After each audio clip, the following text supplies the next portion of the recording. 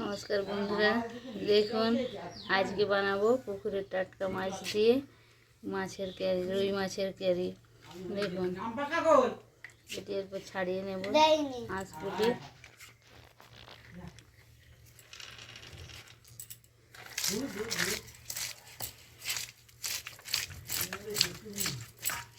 আমাদের বাড়ির পুকুরের ধরা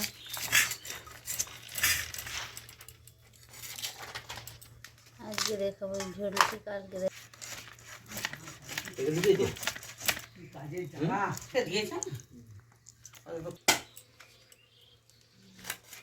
প্রতিদিন তোকে বানাই থাক। দাঁড়াও, মাথাটা সোজা করে। দেখুন বন্ধুরা, মাছটির এই পিসগুলি হয়েছে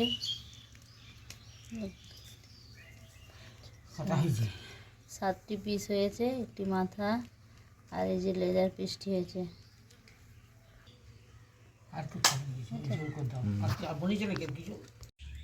দেখুন বন্ধুরা, এরপর মাছগুলি ভাজবো। ভাজার আগে মাছগুলি ধুয়ে নুন মাখিয়ে একটু জলটা ঝরতে দিয়েছিলাম, তাহলে কড়াইয়ে তেল দিলে তেলে আর ছিটে যাবে না। আপনারা এইভাবে করবেন।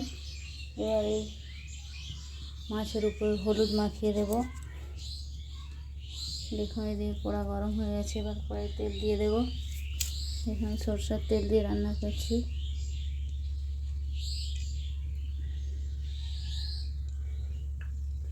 তেল গরম হয়ে আসলে তারপর মাছ দেব।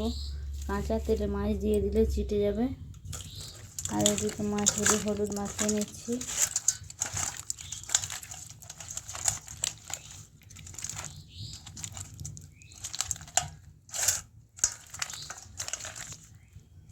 দেখুন বন্ধুরা, মাছটি নুন মাখিয়ে একটু ঝরতে দিয়েছিলাম যাতে জটলি ঝরে যায়, কারণ তাহলে আর চিটে যাবে না। এরপর হলুদ মাখিয়ে দিয়েছি। আর এদিকে কড়াইয়ে তেলটি গরম হয়ে আসছে, একটু গরম হলে তারপর মাছ দিতে হবে, না হলে চিটে যাবে মাছগুলো। গরম হওয়া পর্যন্ত অপেক্ষা করব। দেখুন বন্ধুরা, কড়াইয়ে তেলটি গরম হয়ে গিয়েছে, এবার মাছগুলি ভেজে নেব।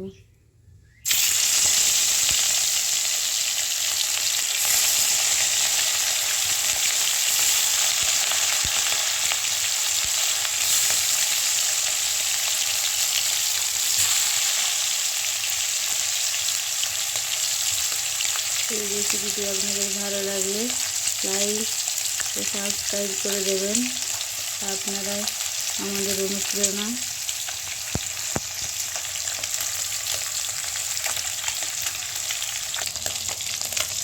দেখুন বন্ধুরা, মাছগুলি একটি ভাজা হয়ে গেছে, আরেকটি তুলতে দেব। এখন তেলটি গরম ছিল বলে মাছগুলি ভেঙে যাচ্ছে না। আর তেলটি গরম হলে তারপর দিতে হবে, না হলে মাছগুলি ভেঙে যাবে। দেখুন এই লাল লাল হয়ে ভাজা হয়ে গেছে, আর একটু লাল লাল করে ভেজে নেব, তারপর তুলে নেব। এখন মাছগুলো একটু ভেঙে যায়নি, কিন্তু কাঁচা তেলে দিলে একটু ভেঙে যেত।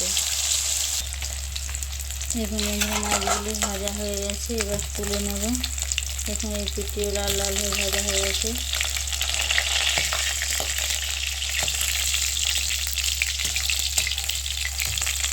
দেখুন মাছগুলো এবার তুলে নেব।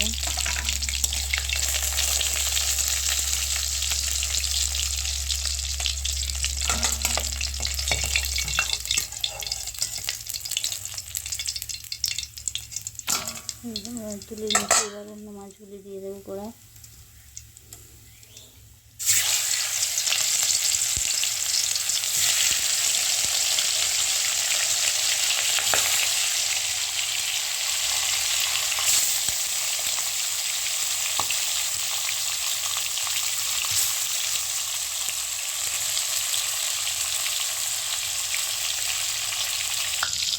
এই মাছগুলো আর একটু বেরিয়ে নেব।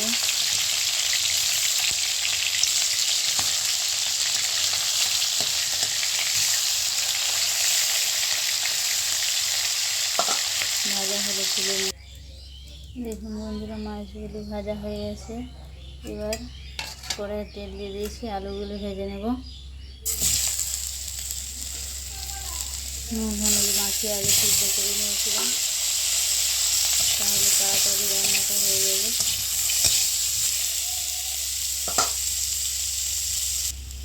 দেখুন বন্ধুরা আলুগুলি ভাজা হয়েছে, এবার তুলে নেব।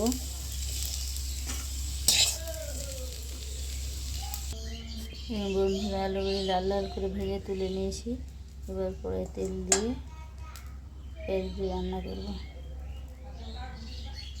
বন্ধুরা মাছের তরকারি করার জন্য নিয়ে নিয়েছি পেঁয়াজ কুচি, রসুন বাটা, আদা বাটা, আর এখানে একটু পেঁয়াজ বেটে নিয়েছি, আর ধনে বেটে নিয়েছি, গোটা ধনে আর গোটা জিরে বেটে নিয়েছি।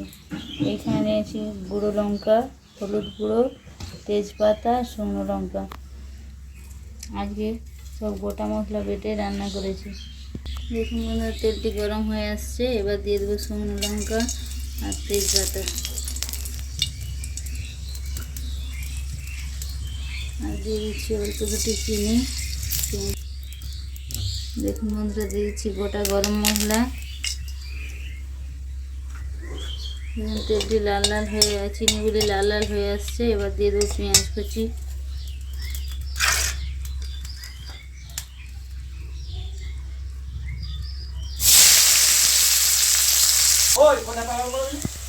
দেখুন পেঁয়াজগুলি ভাজা হয়েছে, এবার দিয়েছি রসুন বাটা, একটু একটু ভেজে নেব, তারপর দিয়ে দেবো আদা বাটা।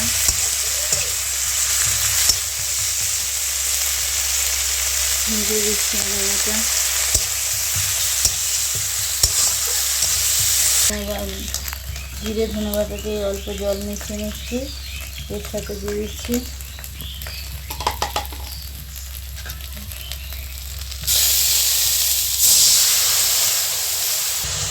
এখানে আমরা দিয়ে দিচ্ছি হলুদের গুঁড়ো আড়াই চামচের মতো, আর দিয়ে দিচ্ছি একটু শুকনো লঙ্কার গুঁড়ো, আর দিয়ে দিচ্ছি দেখুন বন্ধুরা মশলাটি ছাড় রাখার জন্যে দিয়ে দিচ্ছি গুঁড়ো গরম মশলা সানরাইসের।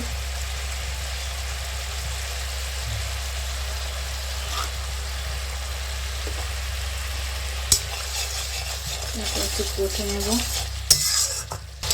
এখানে যেমন একটু কষা হয়েছে, এবার আলু ভাজাটি দিয়ে দেবো। একটু কষিয়ে নিয়ে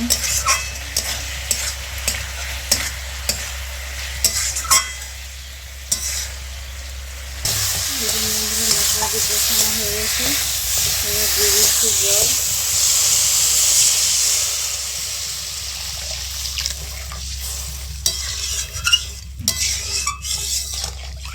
দেখুন এটি ফুটে ওঠা পর্যন্ত অপেক্ষা করব, তারপর দিয়ে দেবো ভাজা মাছ। দেখুন বন্ধুরা ঝোলটি ফুটে উঠেছে, কালার আসছে দেখুন কত সুন্দর। এবার দিয়ে দেবো ভেজে রাখা মাছ।